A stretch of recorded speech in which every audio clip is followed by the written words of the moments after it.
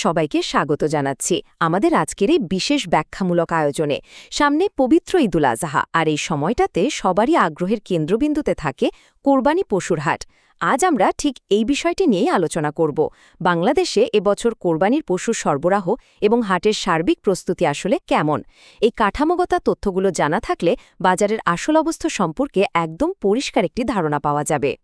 এখন পবিত্র ঈদুল আজহা ঘনিয়ে এলেই সবার মনে সবচেয়ে বড় যে প্রশ্নটা জাগে তা হল, এবছর কি কোরবানির পশুর কোনো সংকট হবে? হাটে গিয়ে কাঙ্ক্ষিত পশু পাওয়া যাবে তো, নাকি বাজারে কোনো অনাকাঙ্ক্ষিত সংকট দেখা দেবে? এই প্রশ্নের উত্তরটা আগে থেকে জানা থাকলে বাজারের গতি প্রকৃতি বোঝাটা অনেক সহজ হয়ে যায়। তাই আজকের এই বিশ্লেষণে আমরা একেবারে নির্ভরযোগ্য তথ্যের ভিত্তিতে এই বড় প্রশ্নটিরই উত্তর খোঁজার চেষ্টা করব। ঠিক আছে, চলুন কথা না বাড়িয়ে সরাসরি মূল বিষয়ে প্রবেশ করি। আমাদের প্রথম আলোচনার বিষয় চাহিদা বনাম সরবরাহ, মূল পরিসংখ্যান। এবার এই সংখ্যাটি একটু খেয়াল করুন, 1,01,06,334। সংখ্যাটা কিন্তু বিশাল।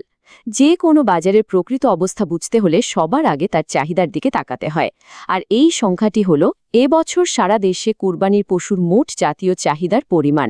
পুরো দেশের উৎসবের প্রস্তুতি এবং অর্থনীতির একটি বড় অংশ কিন্তু মূলত এই বিশাল চাহিদার উপর ভিত্তি করেই আবর্তিত হয়। কিন্তু গল্পের আসল চমকটা অন্য জায়গায়। 1,23,33,840 এটি হল এবছর কোরবানির জন্য প্রস্তুত রাখা মোট পশুর সরবরাহর পরিমাণ। একটু আগের ওই বিশাল চাহিদার সাথে এই সরবরাহের পরিমাণটা মেলালে বেশ আশাব্যঞ্জক একটা চিত্র দেখতে পাওয়া যায়। দেশের খামারিরা যে কতটা নিরলস পরিশ্রম করে এই বিশাল যোগান নিশ্চিত করেছেন, এই সংখ্যাটি তারই একটা বড় প্রমাণ। এখন এই পুরো বিষয়টির সবচেয়ে আকর্ষণীয় দিকটি হল চাহিদা এবং সরবরাহের মধ্যে থাকা বিশাল পার্থক্য। একদিকে চাহিদা প্রায় 1,01,00,000 পশুর, অন্যদিকে সরবরাহ 1,23,00,000-এরও বেশি। খুব সহজ একটা অঙ্ক করলে দেখা যায় চাহিদার চেয়ে সরবরাহ প্রায় 22,00,000-এরও বেশি। তার মানে উদ্বৃত্ত পশুর এক বিশাল মজুদ রয়েছে। এই 22,00,000 উদ্বৃত্ত পশু বাজারের যে কোনো আকস্মিক চাপ সামলাতে দারুণ একটা রক্ষাকবচ হিসেবে কাজ করবে। চলুন এবার সামনের দিকে এগোই এবং দেখি কিভাবে এই পুরো কাঠামোটি গড়ে উঠছে। আমাদের এবারের বিষয় দেশব্যাপী পশুর হাটে প্রস্তুতি। সংখ্যাটা একটু খেয়াল করুন, 3,500-এরও বেশি। হ্যাঁ, এবছর সারা দেশে 3,500-এর বেশি কোরবানির পশুর হাট পরিচালিত হবে।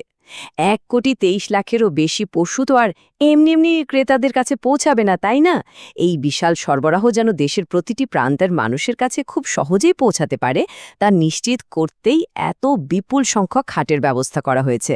অর্থাৎ একদম কেন্দ্রীয় পর্যায় থেকে শুরু করে স্থানীয় পর্যায়ের বাজারগুলো এই বিপুল সংখ্যক পশু বিক্রির জন্য পুরোপুরি প্রস্তুত। এবার আমরা একেবারে শেষ পর্যায়ের দিকে চলে এসেছি। আমাদের শেষ বিষয় মন্ত্রণালয়ের আশ্বাস এবং উপসংহার। এতক্ষণ আমরা যে বিশাল পরিসংখ্যান আর হাটের প্রস্তুতির কথা জানলাম, এগুলো কিন্তু কোনো অনুমান বা ধারণা থেকে বলা নয়।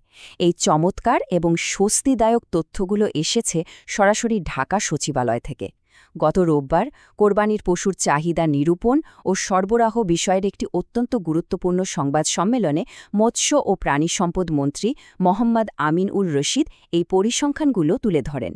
তার এই আনুষ্ঠানিক ঘোষণার মাধ্যমেই মূলত বাজারের এই স্বচ্ছ চিত্রটি সবার সামনে উন্মোচিত হয়েছে, যা বাজারের অহেতুক আতঙ্ক দূর করতে দারুণ সাহায্য করে। সুতরাং সবচেয়ে গুরুত্বপূর্ণ বিষয়টি হল সরাসরি মন্ত্রীর এই বক্তব্যটি। তিনি একদম নিশ্চিত করেছেন যে চাহিদার তুলনায় কোরবানিযোগ্য পশুর পর্যাপ্ত প্রাপ্যতা রয়েছে এবং এর ফলে এবার কোরবানির পশুর সংকট হওয়ার কোনোই আশঙ্কা নেই। এই আনুষ্ঠানিক এবং সরাসরি আশ্বাসটি সাধারণ ক্রেতা থেকে শুরু করে বিক্রেতা সবার জন্যই অত্যন্ত স্বস্তিদায়ক একটি বার্তা।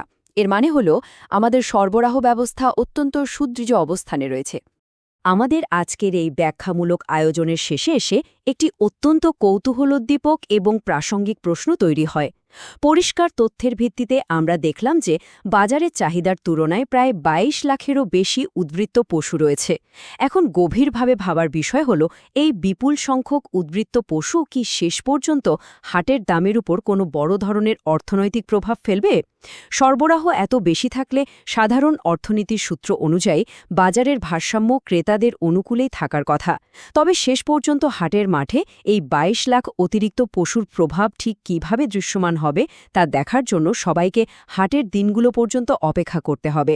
আশা করা যায় আজকের এই গোছানো তথ্যগুলো বাজারের সার্বিক চিত্র খুব সহজে বুঝতে সাহায্য করেছে। সবার জন্য রইল উৎসবমুখর কোরবানির আগাম শুভেচ্ছা।